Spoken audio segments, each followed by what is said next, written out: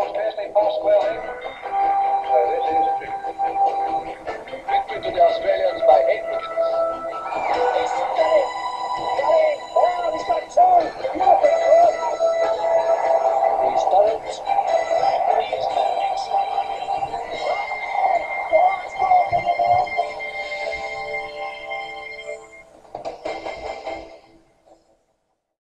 Unfortunately for the Australian cricket team, these scenes have been few and far between in recent times.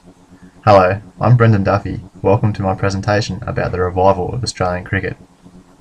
For decades, Australia has been a dominant force in world cricket. However, due to various reasons, the team's dominance has waned in recent times. This led to the Argus Review, an independent analysis of the structure and running of Cricket Australia. The Argus Review was released on the 19th of August 2011.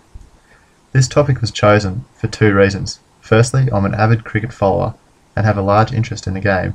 And number two, the Argus Review was released recently, making it easy to follow the changes being implemented. Test cricket is the pinnacle of the game. It is the oldest form of cricket and requires the most tenacity to succeed. Australia's record in Test cricket is phenomenal. From the 731 matches played, the winning percentage is 46.64. This is far greater than England, the second-ranked nation, with 35.62%. Australia also holds the record for most consecutive Test match wins, with 16.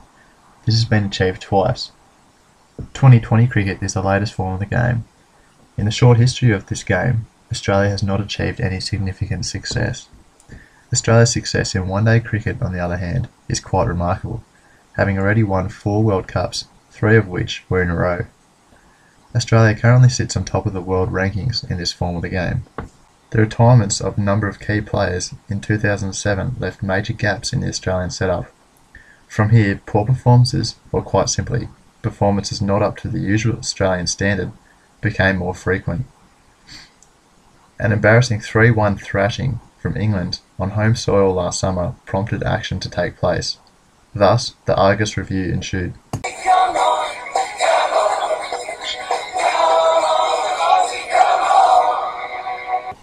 As previously stated, the Argus Review was released in August this year. It is a compilation of findings and suggestions, which was put together by a panel of 5 experts. The review was headed by former BHP Billiton Chief Executive Don Argus. He was supported by Alan Border, Mark Taylor, Steve Waugh and Malcolm Speed. The primary objective of the review is to make recommendations to the Cricket Australia Board that will position the Australian cricket team to return to leadership in all 3 formats of international cricket. 2020 cricket is the newest form of the game. It is an exciting, vibrant type of cricket which has proven to be very popular with the fans. The image of 2020 cricket is demonstrated in the next slide.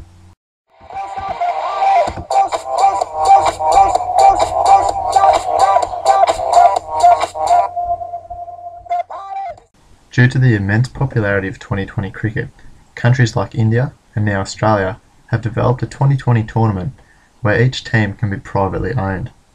Private ownership means teams can spend incredible amounts of money on individual players.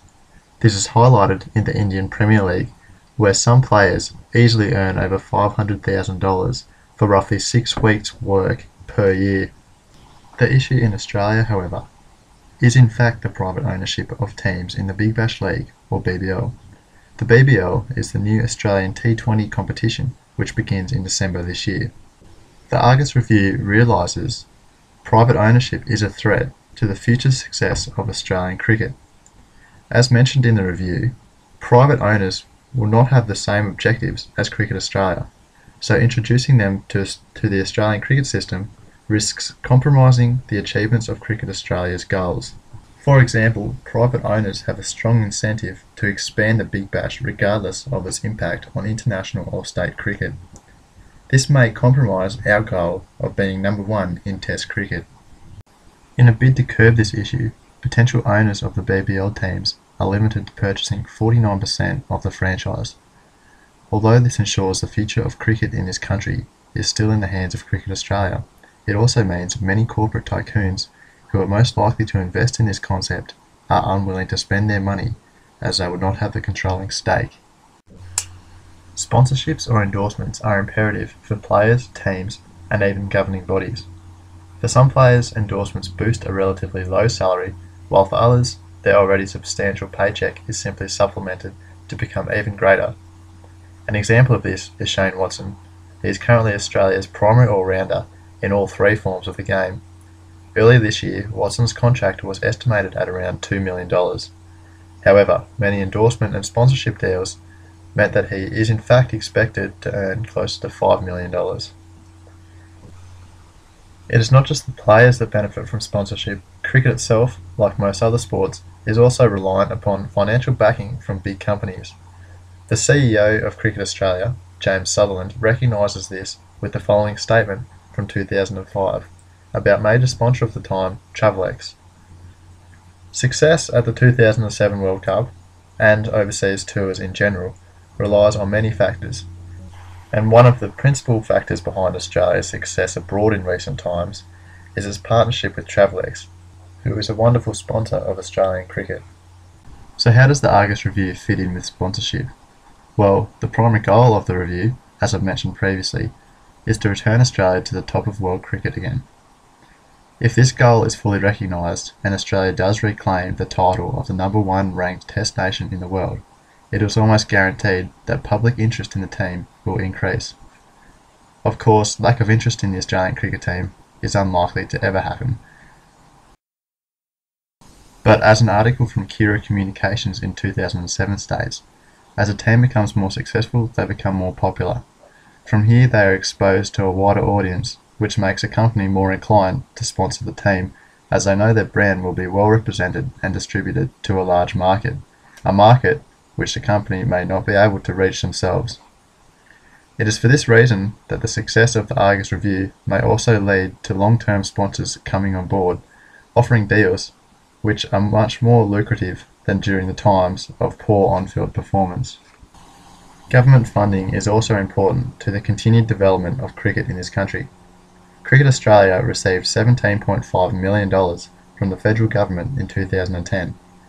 The money is to be used to redevelop the Centre of Excellence in Brisbane.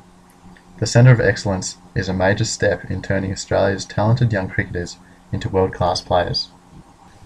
The long-term future of our great game is dependent upon embracing all people irrespective of their age, gender, race, religion, or ability. This is a quote from Cricket Victoria about the future of cricket in this country. Current junior participation and player numbers are key to ensuring Australia succeeds at the highest level in years to come. The Argus Review doesn't go into any depth about cricket at the grassroots level. This issue must be addressed to ensure the best possible structures are in place to encourage kids to play cricket and give them the necessary opportunities to succeed. Much like the concept with sponsorship, if the Australian team is playing well and winning games, children will be more interested in playing as they want to replicate their successful sporting heroes, as they aspire to one day grow up and represent their country. So, in summary, a number of poor performances from Australia in recent years led to an independent analysis about the structure and running of Cricket Australia.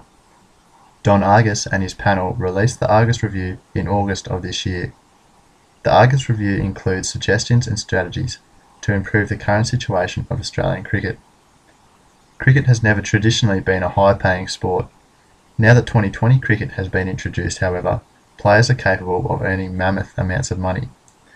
It is for this reason that Cricket Australia must ensure the country's young talents are still aspiring to play cricket for their country and not just chase the big money overseas.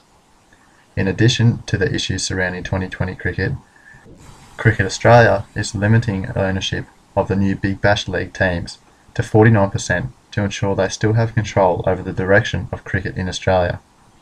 If the implementation of the Argus Review proves successful, the benefits may extend further than the field. As explained in the presentation, sponsorship deals may be easier to come by and may also be more lucrative. Junior participation and development is crucial to ensure the game of cricket continues to grow in Australia and results are being achieved at the highest level. Watching our men's team return to success will no doubt entice many young kids to play cricket. Setting the correct structures and pathways in place for them will ensure a bright future for Australian cricket.